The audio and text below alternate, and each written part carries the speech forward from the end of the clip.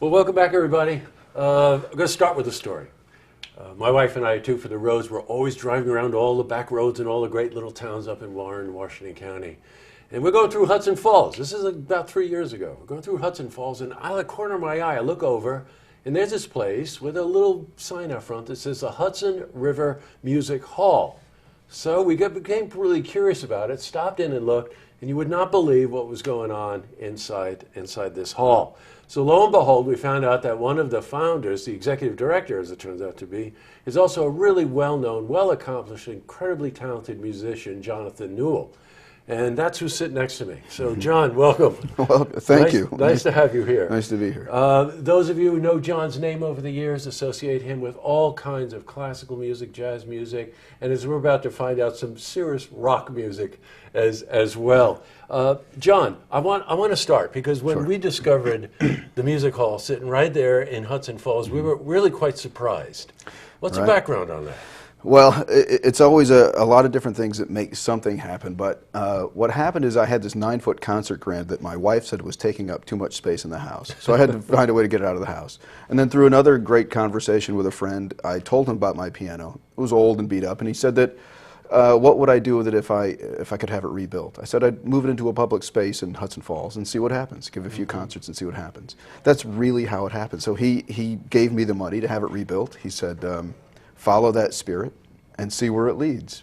And now we're 5 years. Now we're 5 years later, and we're still giving concerts. So now, when that concept started, those of you who know downtown Hudson Falls, there was a great Italian restaurant on the corner, La Fontana, wasn't it the name of it? That's right. The second floor was the original courthouse. That's right. This big, beautiful open space, and that was originally where this concept started, where you moved that 9-foot grand. Yeah, with 11 people. Yeah, right. Let's get that thing on the second floor. Well, and we didn't even know the stairs would hold it. This was all an act of faith. It was a leap of faith.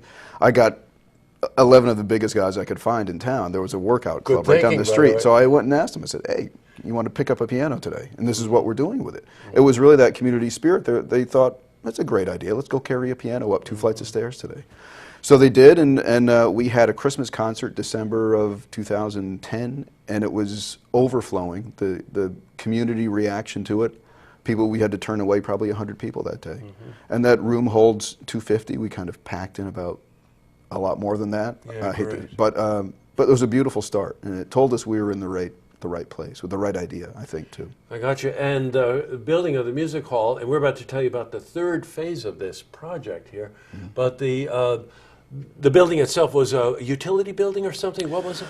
We bought the old telephone company building. Okay, it was from 1881. So that whole corner is these beautiful brick buildings from the late 1800s. And it was an old, it was a warehouse. It was where all the operators sat at their tables and patched all the calls. And so we turned it into there were 3 big spaces. We turned one into a music room that seats about 100. We have a tri-amplified PA system and stage and lighting and portable seating and carpets that are all donated. And then we have a black box theater that seats 60. We have a play coming up this weekend. And then the upstairs space is a beautiful open loft space that is 80 feet long by 20 feet wide. That's a dance studio and a music library and a vinyl library. So we have these. Each room has sort of designed itself. It's awakened into itself, and we're just letting it happen. So. You know, before we went on air and talking about this, and trust me, we could go on for a long time about all of the interesting things that are going on inside the music hall. But something John said to me that really struck me. He said, everyone deserves to have music in their lives. And when you think about it, it's something that we're also dedicated to ourselves here. But the whole sense that kind of creativity, that kind of interaction in a community enhances the living quality of everyone in that community. Yes. I've got to run through a couple of things real quickly. One of the bands that we had on our music show, Tracks, a band called Herd, that still to this day just blew our heads off. They were so talented, performed at the music hall. Yes. And so you've got jazz coming in that sense, but it's really hard to describe them as jazz because they're so percussion oriented and all kinds of interesting things going on there. But they're doing a play this weekend. They're doing a ghost hunt.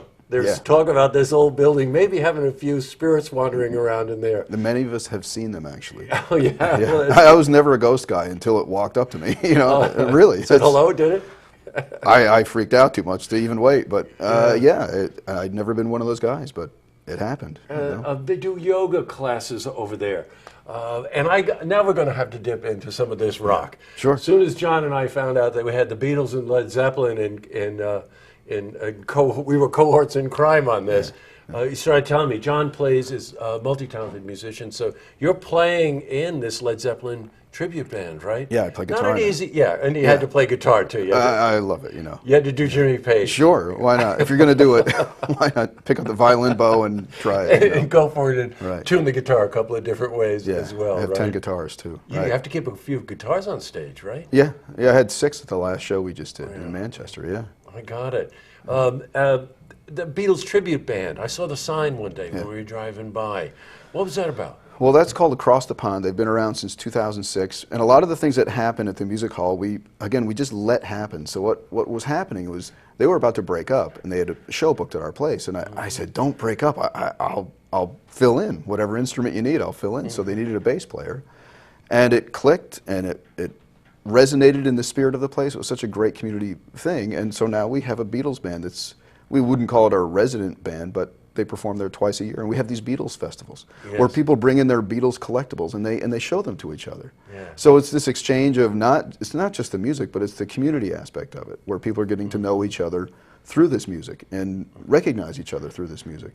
And so we're open to all different kinds of music, so that people come in and they meet new people and they share things, and it's all about that anyways. It is. They're about ready. They're getting great community support, and I really encourage you, we'll give you the information at the end, to really support the Hudson River Music Hall. They're about ready to take over a larger space.